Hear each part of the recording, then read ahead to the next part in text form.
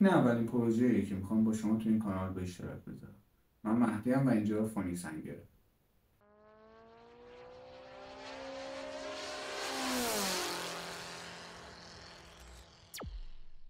خب بریم از ایده شروع کنیم. این طرحی بود که من توی ذهنم داشتم. البته بگم که من کلا تو طراحی هواپیما خیلی علاقه دارم به الهام گرفتن از دلفین و کوسه. خیلی از آیرودینامیکشون خوشم میاد. خاطر همین یه مقدار شبیه کوسه شد.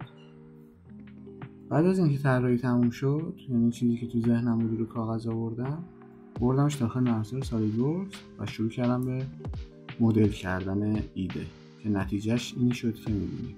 کاری که تو مرحله بعد باید انجام بدیم اینه که اجزای مختلف هواپیما مثل بالها و بدنه رو به ضخامت‌های 4 سانتی متر خرد کنیم و بعد از خرد کردن اونو توی یه ورق 50 سانت در 50 سانت بچینیم که جلوتر توضیح میدم چرا این هم. بعد از طراحی نوبت به خرید فوم میرسه که من از فوم XPS استفاده میکنم که همونطور میبینید ضخامتشون همه 4 سانتی متره. خب بریم برای برش قطعات. این دستگاهی که میبینید کل سرسبد ابزارهای منه. البته اینم بگم فقط همین یه ابزار رو دارم. فعلا تا شروع کارمه خیلی مجهز نیستم. اینم از کارگاه قبلی مونده که واسه سالها پیشه. من این دستگاه 4 سال پیش ساختم و طراحیش به این صورته که نهایت ضخامتی که میتونه ببره 4 سانتی متره و طول و عرض برشش هم 1 متر در 1 متره. یعنی یه فوم 1 متر در 1 متر با ضخامت 4 سانت رو میتونه ببره. نکته بعدی که در مورد این دستگاه میتونم بگم اینه که این یه دستگاه 4 محوره. یعنی هر محور به صورت جداگانه حرکت میکنه و این باعث میشه که دستگاه قابلیت اینو داشته باشه که یه قطعه با 2 تا سطح مقطع مختلف رو بتونه ببره. به طور مثال یه بال هواپیمایی که به صورت تیپر هست، یعنی یه سمت ایفول بزرگ و یه سمت ایفول کوچیک داره رو این میتونه ببره، ولی نهایتا 4 سانت. و اگه شما یک بال 1 متری داشته باشید باید تقسیم بر 20 کنید. 25 تا 4 سانتش باید بکنید که بتونه این دستگاه ببردش.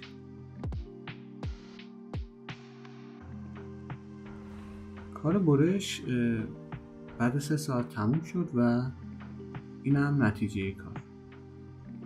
فیدریت برش ما 150 میلیمتر بر دقیقه بود و هلوش 20-25 متر هم طول مسیر برش این هواپیما شد.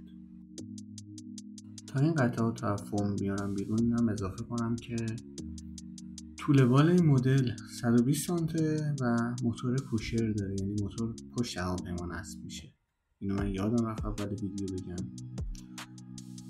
خب قطعات رو از داخل فوم بیرون آوردیم و اینجا جای جالبیه که میتونید ببینید چقدر دقت دستگاه میتونه بالا باشه و هیچ کس نمیتونه هر چقدر هم حرفه‌ای باشه بنزه دستگاه CNC دقت داشته باشه تو انجام کار. اینا قطعات بدنه هستن و قسمت‌های دریچه‌های دسترسی جلو و عقب هواپیما و بخش دم هواپیما. این قطعات هم مربوط میشه به بال راست و چپ که این سوراخ 8 میلیمتری برای لوله کربن تعبیه شده که در داخل بال رد میشه به اسم مین اسپار و این یکی هم برای رد شدن سیر سرو. خب میرسیم به بخش جذاب اسمبل کردن قطعات. این مرحله مقدار حساسه و نیاز به دقت و صبر زیادی داره. تا قطعات اسمبل میشن اینم بگم که من هیچ تخصصی تو زمینه فیلمبرداری و نورپردازی و ادیت ویدیو ندارم و این اولین در واقع ویدیویی که دارم ضبط میکنم و تمام ویدیوهایی هم که حالا تا الان دیدید توضیحاتش به زبان انگلیسی بود و مجبور شدم بعداً دوبله کنم. اگه یه مقدار ناهماهنگ بود ببخشید. از ویدیوهای بعدی سعی میکنم همزمان هم فارسی و هم انگلیسیشو با هم ضبط کنم. اسمبل قطعات بدنه تموم شد و همونطور که می‌بینید قطعات خیلی خوب تو هم فیت شدن و نتیجهش برای من خیلی رضایت بخشه. تو مرحله بعد قطعات دوم رو روی بدنه سوار می‌کنیم که تو این طراحی دوم به صورت ویتیل طراحی شده، چرا که باعث میشه تو بخش دوم یه مقدار وزن رو سیو کنیم و باعث میشه که تو قسمت دوم وزن خیلی بالا نره. این حالت کرو فین هم با سنباده و به صورت دستی در آوردم، چون به خاطر محدودیت‌های برشی که دستگاه داره نمیتونه حالتهای کرو رو ایجاد کنه و حالت زاویه دار میبره و شما باید در نهایت خودتون به صورت دستی این کار رو انجام بدید. بعد از اونم مرز بین فین و بدنه رو سنباده زدم که به صورت نرم و یک نواخت در بیاد و اینم نتیجهشه. اولین قطعه تو بدنه مربوط به نوز یا دماغه هواپیما میشه که شکل سمت چپیه، ولی باز به خاطر همون محدودیتایی که دستگاه برش فوم CNC داره ما نمیتونیم مستقیم این قطعه رو ببریم. پس میریم قطعه سمت چپ رو تبدیلش میکنیم به قطعه سمت راست که 2 تا سطح مقطع به فاصله 4 سانت با هم داشته باشن. بعد از برش به صورت دستی و سنباده تبدیلش میکنیم به شکل سمت چپ.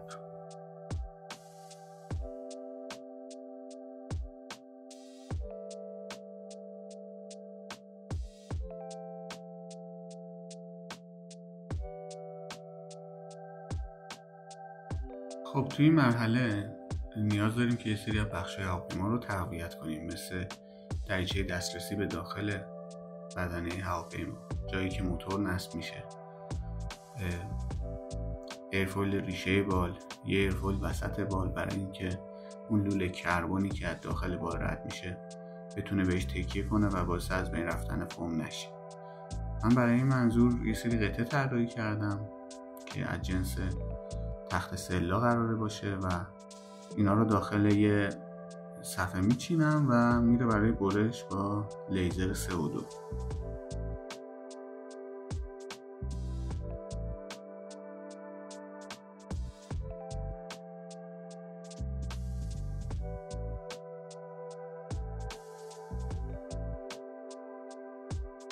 خب بریم برای اسمبل کردن بال‌ها. من اینجا از یه لوله فیبر کربن به قطر 8 میلیمتر استفاده میکنم به عنوان راهنما که ایرفویل‌ها جای درستی قرار بگیرم و به هم بچسبن و اون قطعه‌های چوبی که برش زده بودیم و یکیشو ابتدای بال یکیشم وسط بال قرار میدیم که لوله کربن بتونه به این دو قطعه تکیه کنه و فشاری به بخشای فومی بال نیاد.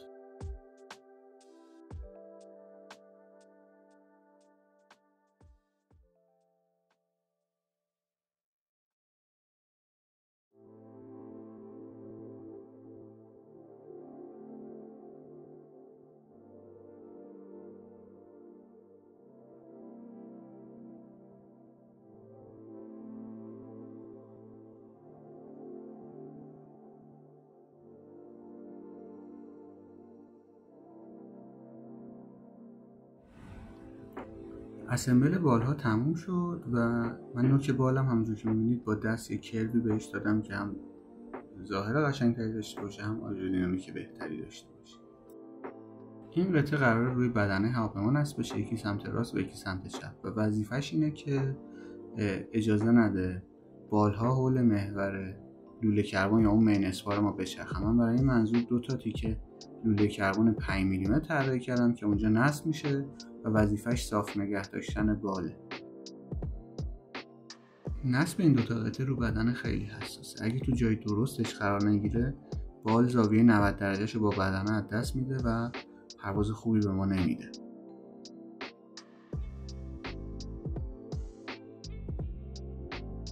بعد از نصب اون قطعات با تراز لیزری بررسی میکنیم که ببینیم قطعات درست نصب شدن تو جاشون یا نه. باید زاویه مین اسپار با محور طولی بدنه دقیقاً 90 درجه باشه. خب پروسه اتصال بالها به بدنه تموم شد و یه بخشی هست که تو محل اتصال بال به بدنه یه بخشی اضافه است که باید با دست و سنباده حذف بشه و یه ترانزیشن نرم بین بال و بدن ایجاد کنه.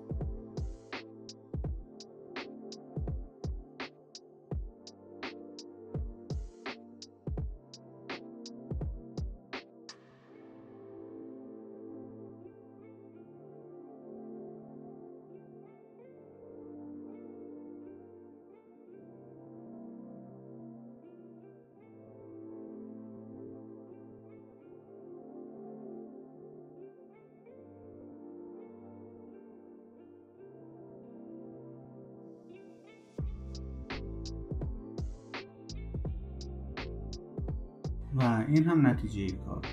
همونجور که میبینید اون زاویه 90 درجه‌ای که تو برش ایجاد شده بود از بین رفت و یه حالت نرمی گرفت. از اون ایفویل چوبی به بدنه یه کرو خیلی نرمی شد و حالت آیرودینامیکی بهتری گرفت و تو نتیجه کار خیلی تاثیر گذاشت.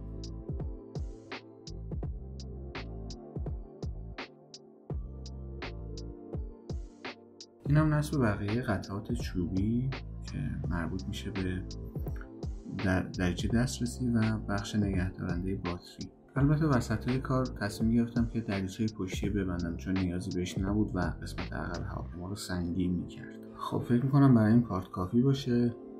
ممنون که تا آخر ویدیو همراه من بودین.